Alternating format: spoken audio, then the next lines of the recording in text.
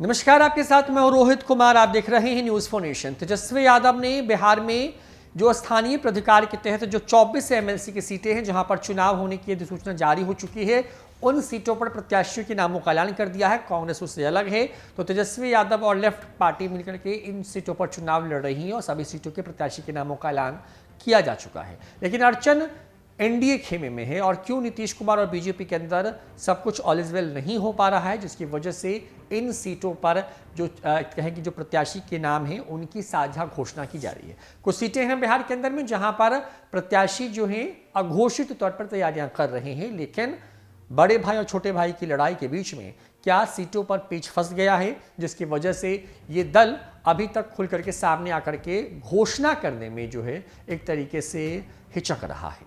बिहार विधान परिषद की जो 24 खाली सीटें हैं उस पर जो है उन सीटों पर चुनाव को लेकर के चुनाव आयोग की तरफ से तारीखों का ऐलान कर दिया गया है।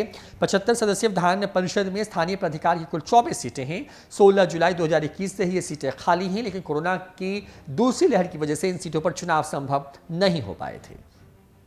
बता दें कि जिन सीटों पर लोगों के कार्यकाल पूरे हो चुके हैं उसमें पटना, नालंदा, गया, जहानाबाद, अरवल, औरंगाबाद, नवादा, भोजपुर और बक्सर, रोहतास, कैमूर, सारण, सिवान, गोपालगंज, पूर्वी चंपारण, मुजफ्फरपुर, वैशाली, सीतामढ़ी, शिवहर, दरभंगा, समस्तीपुर, मुंगेर सह जमुई, बेगूसराय, खगड़िया, सहरसा सह मधेपुरा सह सुपौल और भागलपुर सह बांका, मधुबनी, पूर्णिया सह किशनगंज और कटिहार शामिल हैं। राजद ने भाजपा के साथ सभी 24 सीटों के लिए प्रत्याशी के नाम का ऐलान कर दिया है। दूसरी ओर भाजपा जदयू ने भी अपने हिस्से की सीटें तो बांट ली हैं।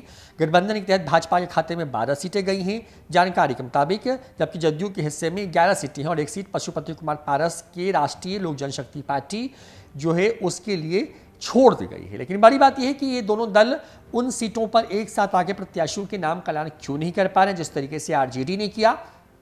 बड़ी बात यह है कि इन सीटों पर अधिसूचना की तारीख 9 मार्च है, नामांकन की अंतिम तिथि 16 मार्च, नामांकन पत्रों की जांच 17 मार्च को संपन्न होगी, जबकि नाम वापसी की आखिरी तारीख 21 मार्च होगी। जबकि इन सीटों पर जो वोटिंग है वो 4 अप्रैल को होंगे, जबकि जो 7 अप्रैल है उस दिन इन सीटों पर चुनाव की जो चुनावी नतीजे हैं उनकी घोषणा होगी।